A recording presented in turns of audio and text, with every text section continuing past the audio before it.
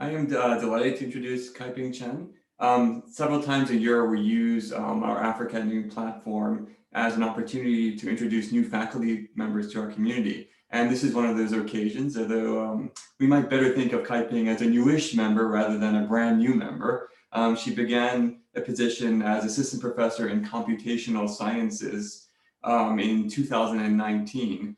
And by the way, this is one of the things I love about African studies at UW-Madison. Of course, we have faculty in African studies in traditional fields, or what are sort of considered conventional fields in African studies, like political science and history, and anthropology and cultural studies. But we also have faculty who work in fields like computational communication. To be perfectly honest, I'm not exactly sure what computational communication is, but I very much look forward to learning more about this today. As mentioned a moment ago, Kaiping joined the Department of Life Sciences in 2019, and she did so after receiving her PhD in communication from Stanford University earlier in that same year. She also received a master's degree in public administration from Columbia University, and she has already an incredibly impressive research and publication record. By my count, she's authored or co-authored no fewer than 16 articles in a really impressive range of academic journals. Her work has been supported by numerous grants and fellowships, including most recently a National Science Foundation Rapid Award. In addition to a really impressive academic resume, Kaiping is also an accomplished piano player, and her CV indicates that she has received a piano 10th level certificate. As someone with no musical talent and no experience playing an instrument, I'm not exactly sure what that certificate indicates, but I know it's something very impressive because if you look at Kaiping's personal website, you'll find a series of photographs of her playing piano from the age of 8 onwards in various parts of the world, ranging from Tokyo and Shanghai to Vienna and Christchurch, New Zealand. Today, Kaiping is going to talk about some of her work in Ghana in the field of science communication. And with that, I'm going to turn it over to her and let her tell us about her research. Yeah, thank you so much, Neil, for such a wonderful introduction. And I am Kaiping, and it's my great pleasure to meet everyone virtually here and to share my work at Africa at Noon. So I am a scholar. I do a lot of work in science communication and public engagement with science, looking at different countries. So for today, I would like to share my paper. Let me also start sharing the screen now. Awesome. So today I would like to share my paper, which I look into how deliberative designs can empower citizens' voices in Tamale, Ghana. So in this paper, I looked into a case study of one effective deliberative design called Deliberative Poll to examine how this design can aid people who live with poor, educational and living resources in Tamale to deliberate thoughtfully about complex policy issues related to their daily lives challenges in sustainable agriculture and public health. So in this presentation, I will first talk about the motivation of this study, and then introduce the design of deliberative poll and the case of the Tamale deliberative poll.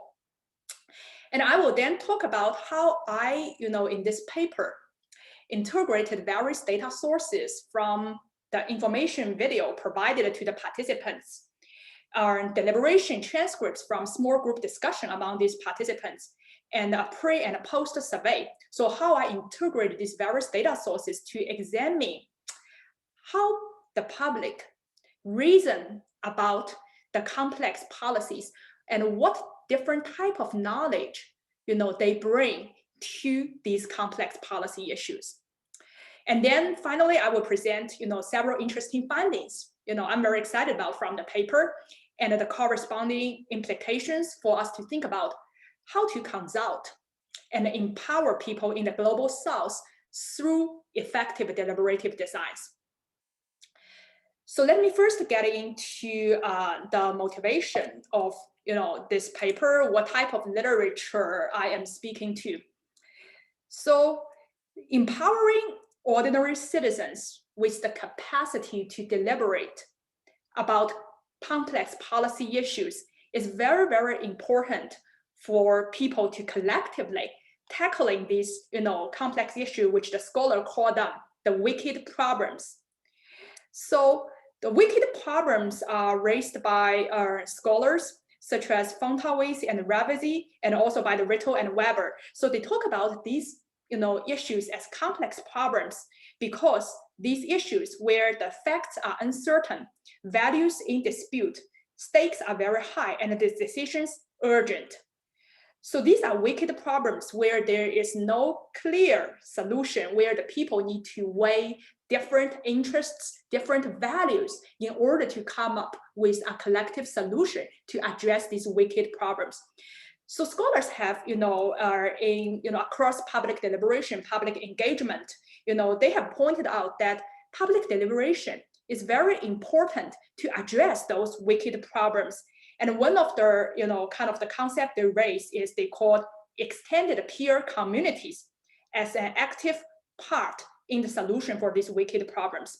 So for these extended peer communities where they emphasize that we need to bring the lay public, lay citizens onto the table to discuss these issues, because the lay citizens can provide very important different type of knowledge, ranging from such as the housewives, epidemiology, to other kind of different type of knowledge. And this type of deliberative, practices have been held a lot in developed world, such as some of the cases, such as the US National Citizens Technology Forum or the deliberative forums on biobanking in British Columbia. So despite of these, flourishing deliberative events to address these, complex policy issues, so a lot of the people have been doubt about people's capacity to deliberate.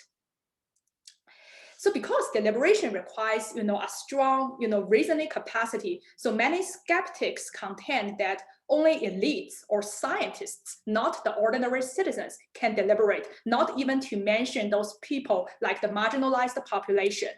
So there are very classic, kind of the model in, science communication or in other fields, talking about the cognitive deficit model, where they talk about that ordinary citizens, they don't have the capacity to process information and to engage with each other in those thoughtful discussion.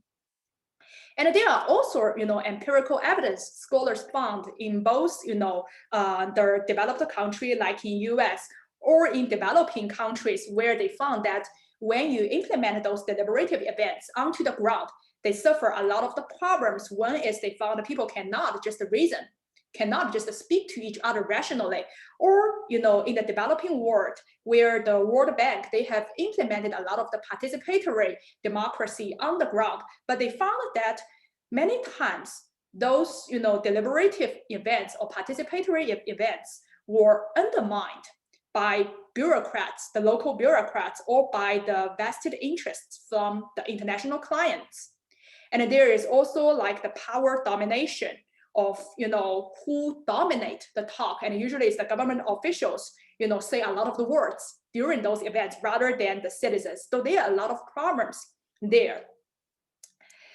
So in spite of this kind of long enduring skepticism, about whether deliberate people can, deliberate about complex issues, some scholars to challenge this type of cognitive deficit model and emphasize that the public, the lay citizen, can bring a different type of knowledge or values to addressing those wicked problems. And they talk about, for instance, the lay citizens, they can provide knowledge about their practical experiences, folk wisdom, all those contextualized knowledge based on their culture and religion, which are all very, very important, in addition to the knowledge from scientists or policymakers.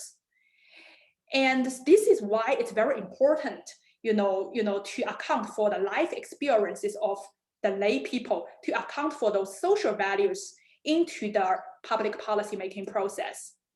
And there are also other scholars, find that indigenous knowledge is crucial to promote intervention programs on international development in those countries. And it's also very important that through these deliberative events, it actually can foster people's capacity to build their well-being freedom through participation. So despite a lot of the emphasis on the value of those layperson knowledge, there are kind of like two major gaps in the literature on thinking about public deliberation or participatory democracy in developing countries or even in developed countries. So the first is, although addressing highly complex policy issue a lot of times requires global effort, the majority of the deliberative practices nowadays occur in developed nations. So it is significantly less understood how we can effectively engage populations in the global south, where many still lack formal educational and social economic resources, but are affected a lot by the existing policies. So there are some anecdotal and emergent evidence, very promising evidence, suggest that people, people who with those challenging resources, living conditions, they can actually raise thoughtful opinions about public policy issues. And scholars kind of found that in the Ghana town hall meetings or to the South India village meetings, they see that people actually raise very thoughtful opinions. However, despite this kind of anecdotal but very promising evidence, there are very few studies which systematically measure and look into the nuances of what kind of expertise, knowledge is raised, and how the public reason about complex policy issues. And because there's not kind of like a lot of the tools to think about how we can really, understand the nuances of public discussion. And the second gap is, besides the lack of this kind of systematic analysis looking into public reasoning about policy issue, there are even fewer, studies try to explore the designs, conditions that can aid people to have thoughtful deliberation with each other.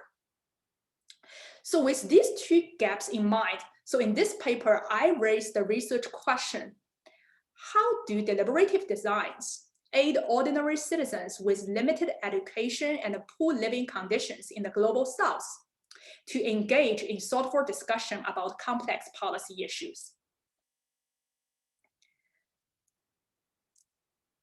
So the case I study in my paper is one example of many of the effective deliberative designs. So it is called Deliberative Poll.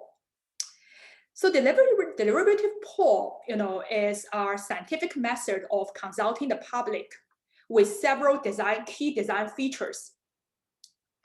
So in every deliberative poll, first, the participants were selected by random sampling of the whole population to ensure that the participants coming to the poll are a representative sample of the population in that city or in that village. So the first element is random sampling.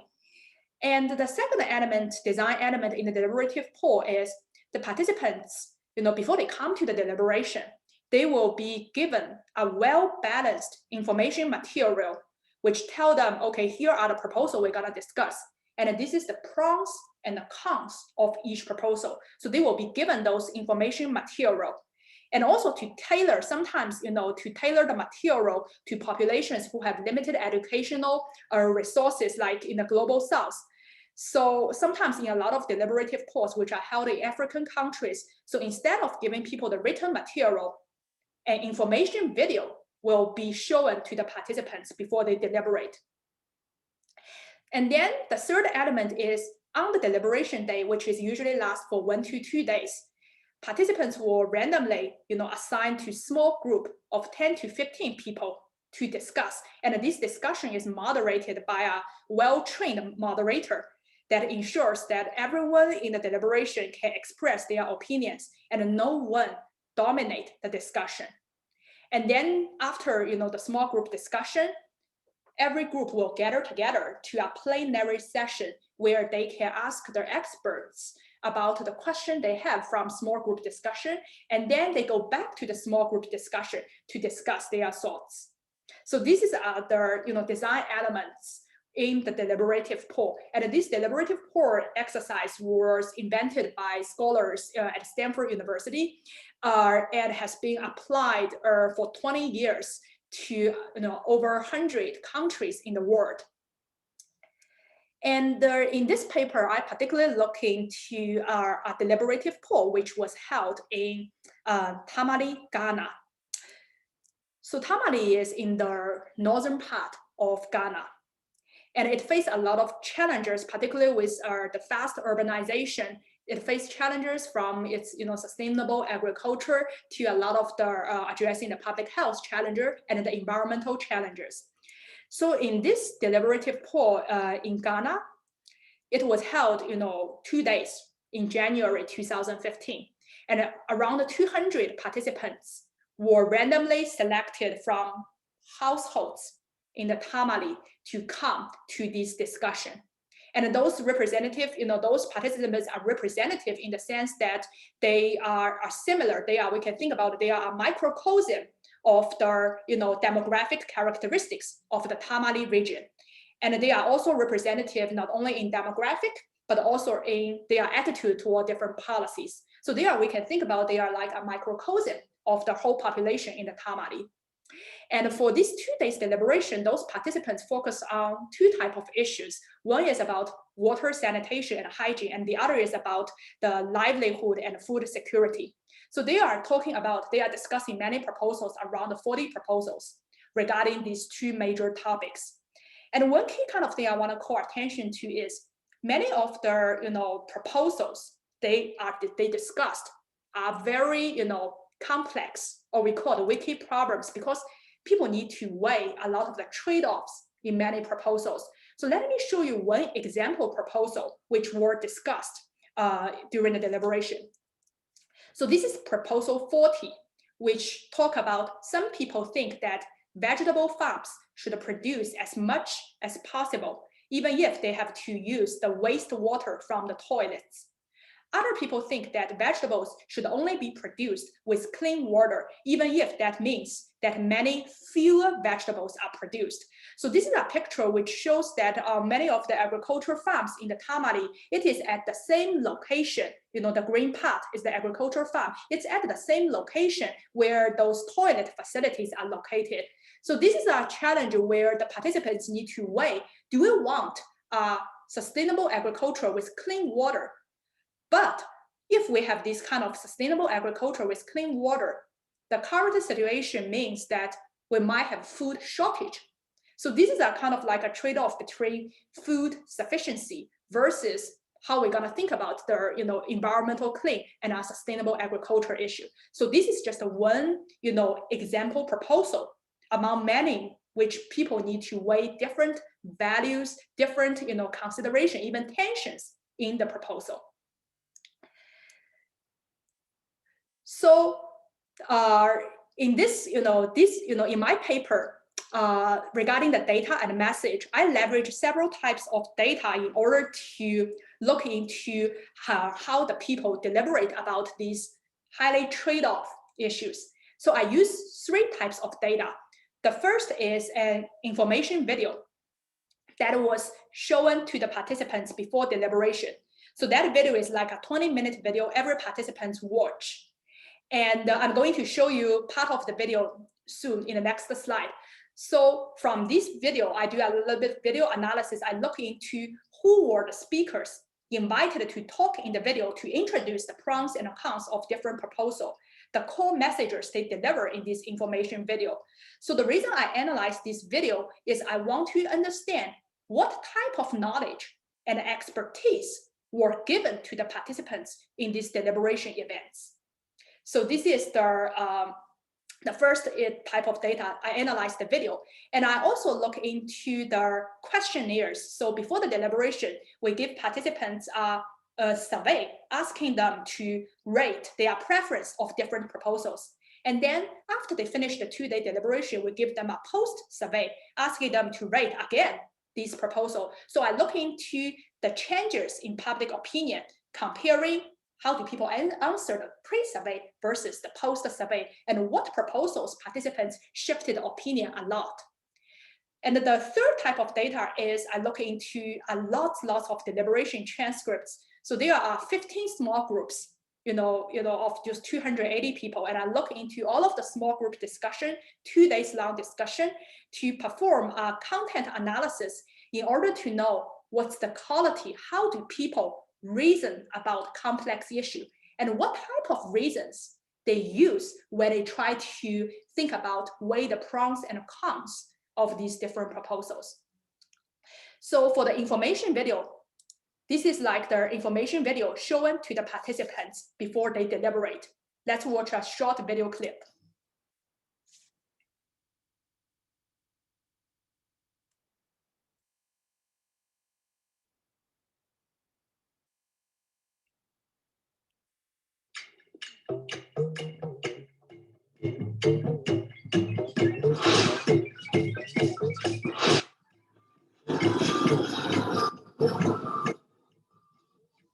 Tamale, the administrative and commercial capital of Northern Region and the 4th largest city in Ghana, and has a population of over 414,000 with a total land area of 922 square kilometers. Tamale has 3 sub-metropolitan areas and is located in the heart of Northern Region, the only district with the metropolitan status among 20 districts in the region. Tamale Metropolis is one of the fastest growing cities in West Africa. Yeah, so in this kind of the video, they introduce to the participants, about the current challenges, facing the Tamale, and also they, introduce different type of proposal to the people through the voice of different people.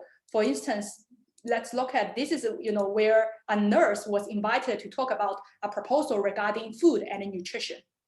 Just millet. So she's going to use the millet as soup and then the same millet as teasers for the children. And some of them provide just one meal throughout the day, breakfast, lunch, supper for their children. Protein-rich cereals such as millet, legumes such as beans and granules are produced in sufficient quantities. Corn porridge prepared for children in the morning is hardly fortified with any of these. Access to such protein-rich cereal is not the barrier. Rather, it is knowledge that such protein-rich cereal are more healthy and appropriate for children. Hey,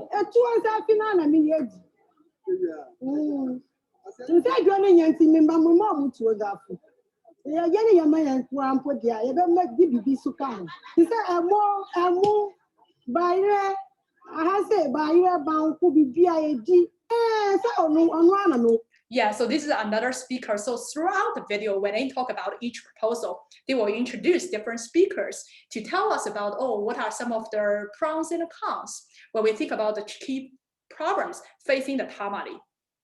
So let's get back. So this is the information video, 20 minutes long. I analyze all the speakers and their core arguments. And then I want to talk a little bit, before I go into the finding, I want to talk a little bit about how I analyze the deliberation transcripts and how I, what type of thing I do content analysis on. And I'm going to also talk briefly about how I use computational method to analyze 3,000 speech acts. So first is I look at what are the type of speech acts those participants use. So what does speech act mean? So for me, the speech act, I borrow the definition from other scholars. So a speech act is a particular individual delivered at a particular point. For instance, this is from the deliberation transcripts.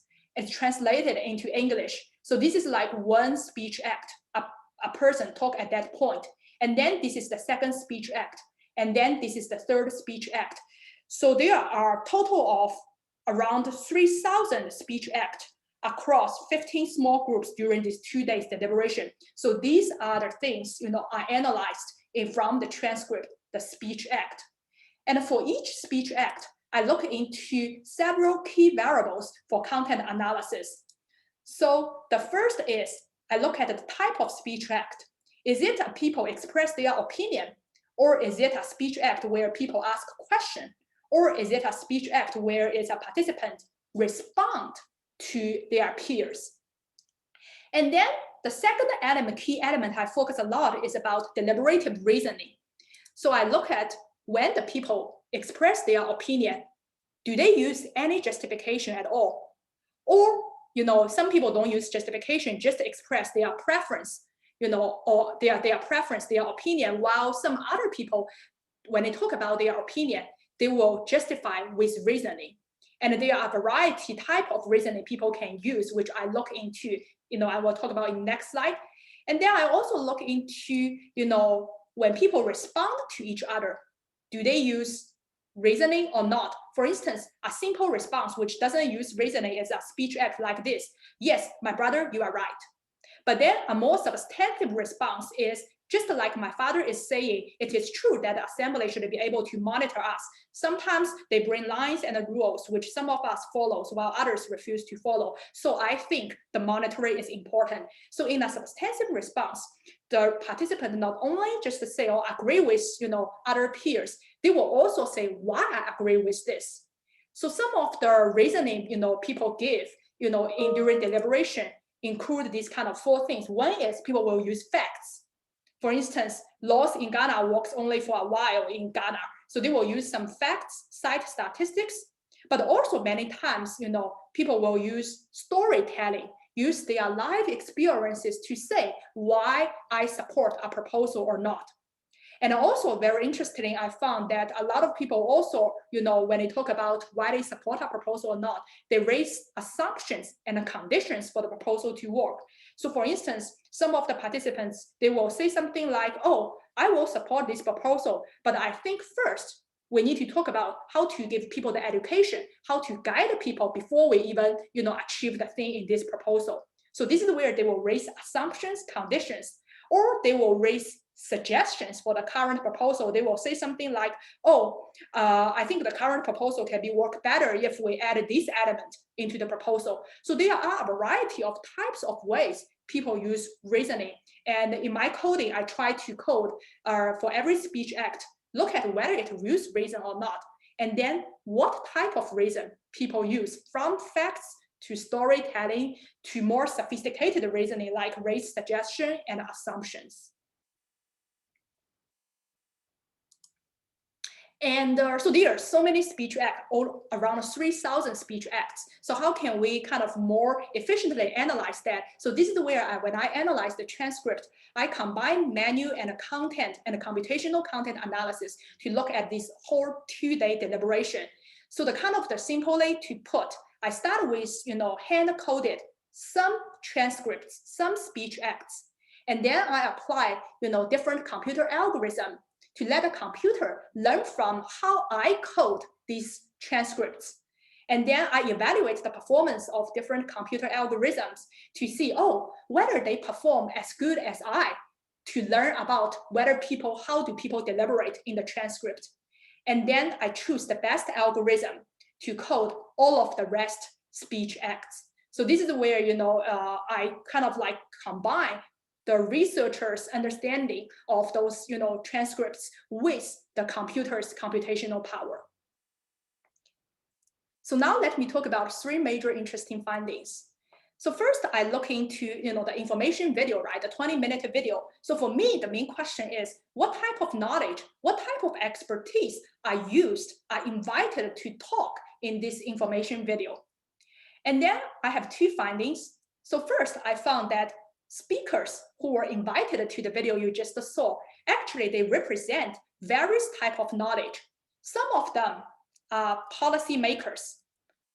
So for instance, some of like the presiding member in the Tamale Metropolitan Assembly.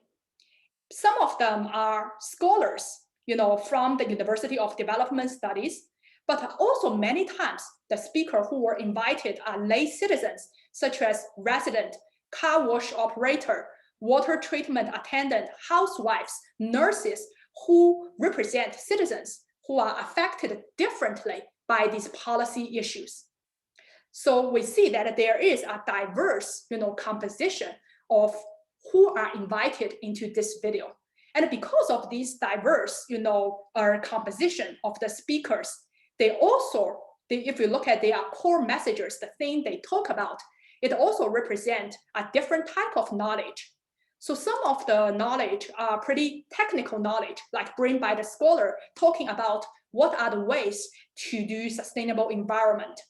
But some of the knowledge bring about are practical experiences. For instance, this car wash operator talk about in the video how he used a very innovative practices to recycle water during washing others' car. And also there are some of the things which talk about people who what their advocacy, such as this person, a male resident landlady. They all talk about, we don't have a toilet at home, and assembly never built a toilet for the community. So this is where they voice out their concerns from their practical experiences. So this is where, from analyzing this video, the key message I find that is there is a diverse group of experts, lay citizen, policymakers, scholars, and they bring different type of knowledge, localized knowledge, technical knowledge, and also knowledge about, this is our cultural value. This is how people practice, nutrition, in the region. So then I look at the pre and post survey to see what type of proposal people change opinion a lot after these 2 days deliberation. So I found that there are 40 proposals people discussed, and there are significant and substantial opinion changes after 2 days deliberation.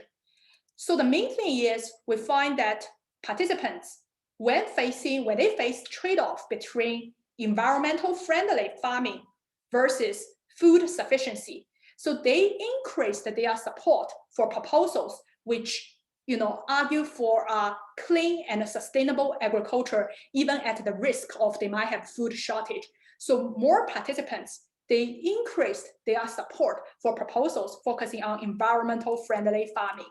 So this is like 2 example proposals we see. We ask people to rate on a scale from 0 to 10. 0 means, oh, this proposal is extremely unimportant. 10 means, oh, it's very, very important for this proposal. And then we see these are the 2 proposals which all calls for, oh, let's do the agriculture, do the sustainable agriculture. And we see that before deliberation, their score are like 8.0 or 9.0. But then after deliberation, even on a 0 to 10 scale, their score increased to, to 9.5 and 9.0. And this difference of increase is also statistically significant. And then finally, I look into the transcripts, right? I look at how people reason about variety of policy issues. And I found that when people raise their opinion, 90% of the times they use reasoning when they try to express their opinion about our proposal. And I also look into the speech act where people give responses, because this is a deliberation. It's not just about you express your opinion. It's also about you give responses, whether you give substantive response to your peers. And I found that many times, 97% of the times, they give substantive response rather than just simply saying, oh, I agree with my sister, I agree with my father. So, but they say why they agree with, and they add nuance, justification when they express their opinion and give responses. And also, this is kind of like an example dialogue between 2 participants who disagree on the proposal of abandoning gardening with wastewater. So participant 1 says that banning it will be good. That is the main cause of cholera outbreak. You see many people farming around the big gutters to make it easy for them to water their vegetables. However, participant 2 disagree with participant 1, saying that, oh, the assembly should not ban it because we eat such vegetable always and nothing happens to use it, doesn't affect us in any way. I have seen several people watering their vegetable with toilet water, and it benefits the farmers a lot and benefit consumers too, because they sell at a cheaper price. So this participant disagree with participant 1 by pointing out why, we should not ban the use of wastewater to water the vegetables. And also, I look at the types of justification people used. I see that many of the times, people will use facts, but also a lot of the times they will, tell personal stories. And they will also, particularly very interesting thing is they raise a lot of assumptions and conditions many times for a proposal to work. So this is an example, speech act from one participant. So this person, raised an important condition for the proposal of whether the assembly should promote training for households and community groups to set up backyard poultry farms. So this person said that if we get agric extension officers to guide us to keep this animal, we can get the full benefit of keeping animal. But if they don't come to guide us on how to keep this animal, I don't think any benefit can be obtained.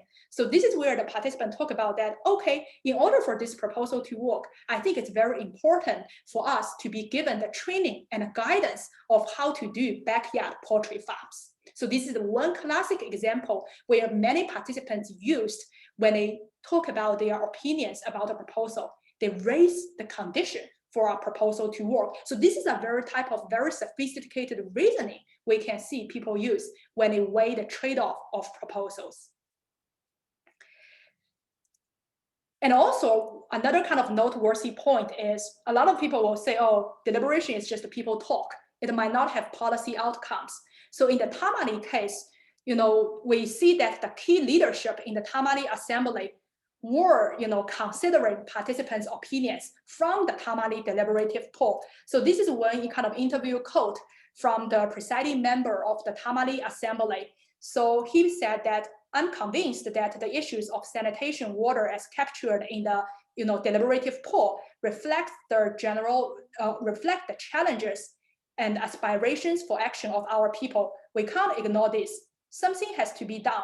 Once we make provision in our annual operational plans, it will be possible to set funds aside to work on sanitation, water, and food security aspects. So this is where, a case where it suggests that at least people's voices are not just a talk among themselves. It might be very likely to turn into policy outcomes. So what are the implications, we see from these deliberative events? So first is, this kind of case shows the values of consulting local knowledge to address these type of complex policy problems. So we see that, in the information video, where the experts think there are a lot of it's a trade-off between economic and environmental, issues among many proposals. But where the participants bring during the deliberation is, they talk about, oh, it's also very important to educate people in order for the proposal to work. And during the deliberation, they also talk about, oh, this proposal might not work because of the culture habits we are practicing regarding how we, do the nutrition, how we manage our finance. So they bring a lot of, educational and cultural values to the table about the public policy issues. And the second implication is we see that effective designs, in this case, can empower population with limited educational and living resources to participate and to deliberate thoughtfully in local affairs. So in this case, deliberative poll is just one example design where it brings a very good representative of people to discuss through moderated small discussions and being given a balanced information material. And it also, during discussion, it tailor a lot to the local culture. For instance, just one case is the facilitator will, use a lot of the local language, call people brother, sister, when they try to facilitate their deliberation. So there are also a lot of things tailored to the local culture when organizing these kind of deliberative innovation events. And besides the effective design, so this paper also demonstrates that how deliberation actually can aid in listening to citizens' voices for deepening democracy and participatory accountability to improve the public well-being. So there is a lot of calls from the World Bank, other organizations talking about we need to listen to the people. And then, but how to really effectively listen to the people to empower people to have thoughtful discussion. This is where the case shows one example of how we can organize this effective design to empower people. So let me end up with a thing which I put in the paper. So I believe that citizens can reason together. They can weigh competing arguments and develop judgments about the policies that affect their daily lives. So that's my talk, and I very much look forward to hear your thoughts, comments, and suggestions. Thank you.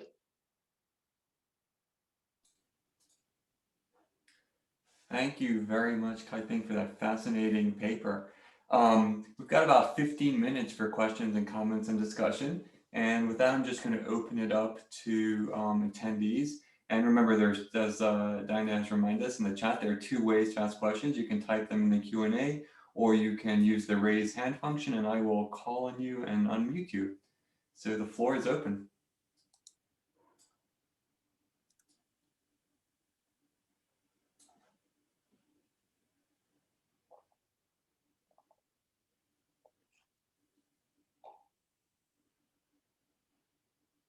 Okay, Nancy Kendall. Hi, Kaiping. Thank you very much for your talk. I'd like to ask you if you could say a little bit about why we should view this setup as an appropriate way to think about deliberation, particularly empowering deliberation.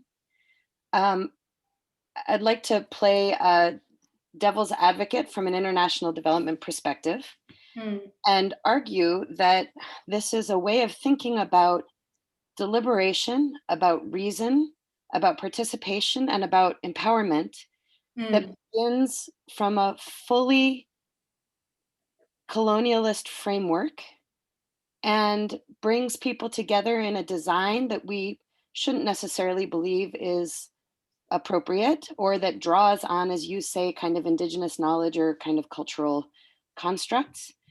And on the flip side, that your analysis may also represent a particular way of thinking about reasoning and deliberation and speech acts and, for example, what constitutes a fact versus an opinion, that does the same kind of work of really not being able to engage with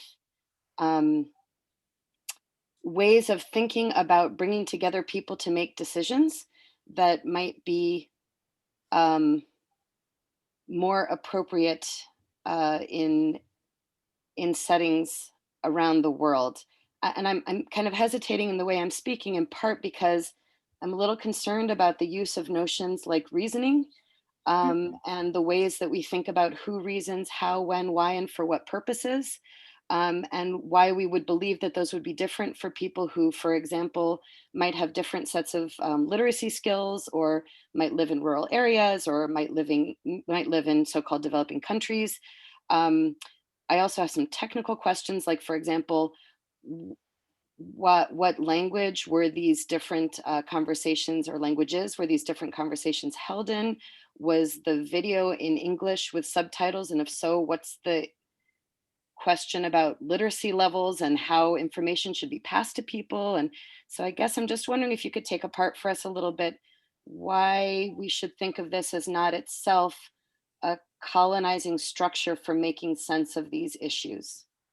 Yeah, Nancy, thanks for the excellent question. This is where also some of the issues regarding on one hand is the design, on the other hand is what does reasoning mean? It's this kind of like our colonial framework is also something I have been thinking a lot when I write this paper. So let me first get to your question about reasoning. So in this paper, which I didn't have a lot of time to talk in this talk, is I particularly, emphasize about, what does reasoning mean? It's not what are like the traditional understanding of, oh, people need to use facts. And then what do we mean by fact, right? So in the, when we think about reasoning or justification, it is very important, particularly in this type of cases, to incorporate, people's storytelling as a very important way of think about how they express their opinion. So this is where when I kind of do the content analysis, I particularly design a category which, for instance, if somebody come here, the participants say, oh, this is where, I support this proposal. This is because from what I observed from my grandpa, he did this, he did that. For me, that is what I regard as reasoning. So the word, maybe the reasoning, the word choice can be reconsidered what might be the best word to say this type of deliberation. But in the design of those categories, I particularly very, very careful to not kind of think about reasoning, trying to discriminate people with certain demographic background. As long as you come to the table, talk about your preference using some type of evidence, evidence in the sense of culture, values, your personal story. For me, that is all considered as justification. So this is where I was designing this category. I was thinking very hard of how to account for our deliberation, analyzing how people think about politics, accounting for people with different demographic background. And for the design, you talk about this kind of setup. So one thing is many of the current deliberative practices, which are held there, many scholars, they found that a lot of the deliberation, the so-called participatory democracy held in developing world, they notice the problem is they are captured by, the values of those clients. Also, during the discussion, it's not actually the local participants are talking, it's actually the local bureaucrats are talking about these issues. So there are a lot of the problems of the existing participatory democracy methods there.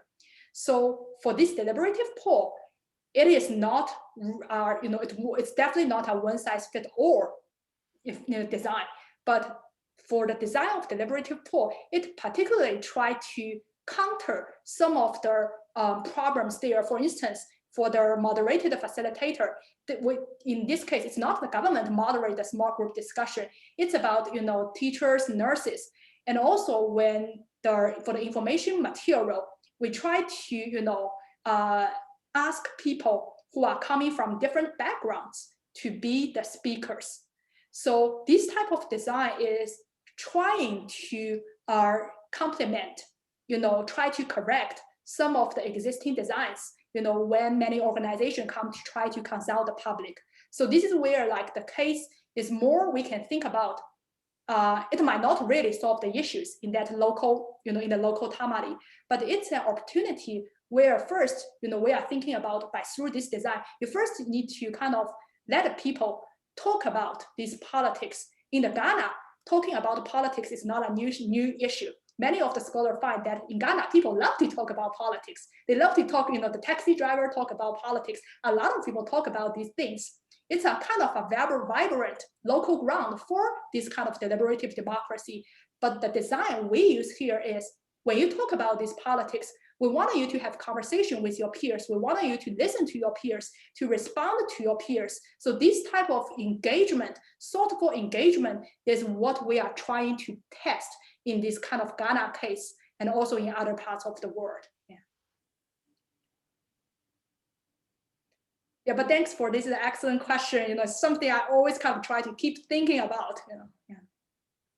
Thank you very much. I'll just, if I could, one very quick thing and I will shut up, which is just to point out that the structure of assuming that putting people into randomized groups that then is later going to lead to individualized polling is itself a very particular model of democratic process and participation. Exactly. Yeah. And it's not one that aligns with what we know about historically much richer democratic traditions than we have here in the US across the continent. So just a quick note about that, about the way that we think about who deliberates with whom for what purposes and what it means for people to speak publicly versus privately versus in smaller groups about these things, what that means about our understanding of democracy. Yes. Yes.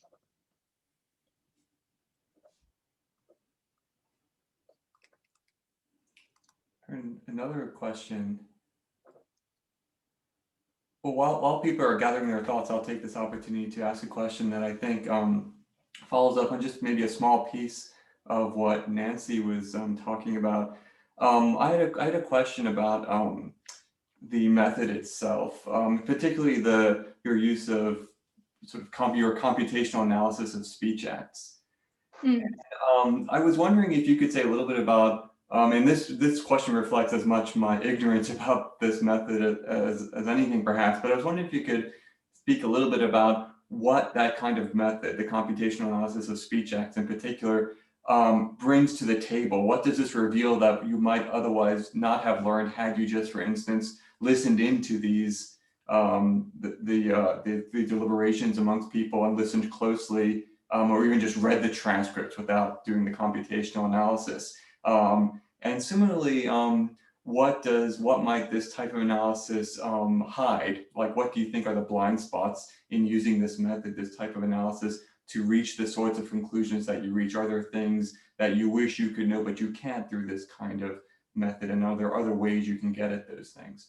Yeah, thank you so much, Neil, for the excellent question. So for the computational methods, you talk about what are the values computational methods can aid in our analyzing of these deliberation transcripts, or even more like we call, large scale text data, social media posts. So for me, there are two types of value which the computational methods kicks in.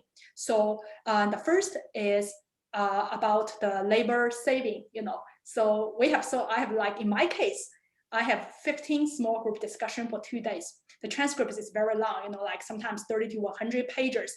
And it's gonna, it will, the computational method, what it do is it can help me scale up the analysis. So rather than I just looking at 300 speech acts or 400 speech acts, it learn from me, and then it save my labor to scale up. So this is where in this part, the computers play the role of trying to mimic the human to save humans' labor. So this is where like the one value computational can bring in. So in this case, I'm looking only at the Tamale Ghana, but there are also a lot of other deliberative poll cases. So there are so many transcripts. When we think about it, it's gonna be millions of speech acts. This is where the human cannot kick in. So in that sense, computers is trying to ease our job. So this is their value of scaling up, save the labor. But the other value which the computer can bring in, which I didn't look in this paper because my one is still 3,000 speech act, it's still manageable.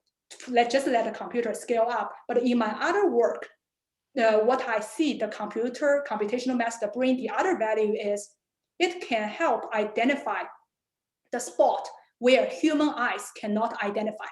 So for a lot of times I have some other paper which I show that when human beings try to look at an issue, as researchers, we might have some preset category biases. For instance, let's just use the content analysis example. We are driven by the theory, or we are driven by the data we see, small sample of data to develop those categories to do the content analysis, right? But then there is a type of computational method which is called unsupervised computational method, which is where they don't assume any category. They don't assume any assumption. This is where they purely from the computer eye, they look at this data, and then they will come up with you the topics and keywords where you can compare with what you think about this data is telling you. And this is where I find that many times I didn't discover these hidden topics, but then this is where the computer tell me that, oh, there are some of the key topics which you haven't done in your researchers category. This is where I help you. So at that side, those group of computational methods, what their role is, they can actually push the researcher to think about, am I missing something? So they are actually complement what the human eyes can see. So this is where I think like the two values of computational, where it can bring me, one is save my labor, but on the other hand is it might help researchers to identify things which you never thought about in your deductive reasoning. It's kind of like an inductive process. It tells you from the data what you might see, you might ignore. Thank you. Yeah, that second process that you described sounds fascinating. I have lots of follow-up questions, but I'll hold off and maybe we can talk sometime in the future about that. I find that really interesting.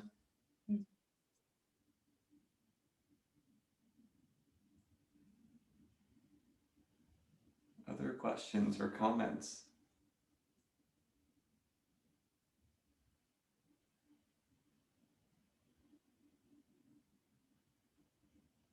Maybe I can follow up quickly then, and just to also another thing that came up in Nancy's comments as well. the role of translation in all of this. So your transcripts are, I think, are in English, right? And I assume they were translated. I'm not sure if they were translated into English from one or several languages spoken in the Tamale region. But when you're talking about a computer generating categories for you that you might not have missed based on the transcripts in English, I'm wondering, like, who did those translations for you? So how do you translate things? Did you talk about how to translate certain terms that were perhaps difficult to translate, or how do you even, or even if you're coming up with the categories, how did you, when you're coding them yourself, let's say, how do you distinguish between something that's reasonable or rational or simple or complex, to use some of the categories that you spoke of in your talk? Like, where do those, are you drawing on other people's definitions of those? Or this is kind of getting to Nancy's point of how do you account for the possibility, the real possibility that the people, the communities you're working with have very different ways of organizing these categories that are at the forefront of your analysis? Yeah, this is a really excellent question. So Neil, so I have two responses. So the first response is like, I was given these English transcripts. So, by the scholars who do deliberative poll. So the time I was given the transcripts, I see it's English, right? I exactly asked the same questions like you asked.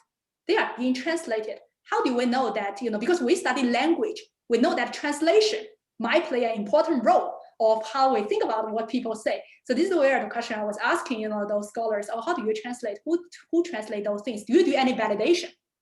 So this is where my, the answer, they give me is, first, they are translated by the companies, who do translation, but then they give those transcripts to the local organizers. So this is a project which is a collaboration between the Stanford and a local organization, several local organizations and the university. So the way they try to validate this transcript is they ask the local people to read, are these translation, missing some important cultural words, slogan, or kind of like folk language in this? So this is the way they try to verify that thing.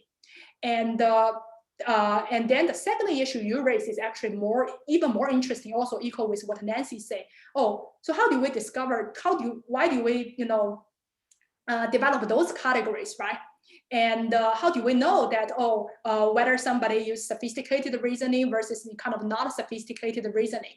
So I think for me, this is where in my research, I try to address, as long as I don't judge whether your reason is good or not, whether the factor you use is true or not. I don't judge you. What I see is, as long as there is evidence, I will say, oh, you use justification. But I think, which is very, very important for, for me and also for, future research is, it will be very important when I develop those categories. It's better to consult the local people who participate in the deliberation.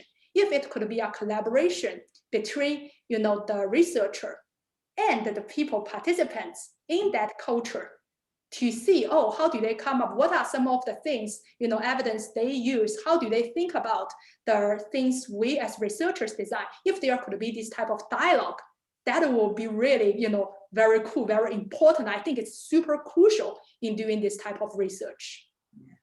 Thank you. Thank you. So we've reached 1 o'clock. Unless there's one last question, this is usually when we would sign off. But Kaiping, I want to thank you for a fascinating presentation and discussion. I personally very much look forward to learning much more about this kind of work that you're doing in the years ahead. And welcome to our community, and hopefully you'll keep attending these AfriCat Noons as a participant. We actually have, just a coincidence, next week's talk is also about Ghana. Oh, yeah, I saw yeah. Yeah, a very different kind of topic, a different kind of method, but nonetheless, it is in Ghana. So hopefully you can join us for Kwasi Konadu's talk. And with that, I think I will sign off. So thank you very much, and we hope to see all of you next week at AfriCat Noon. Thank you so much, Nan. Thank you, everyone.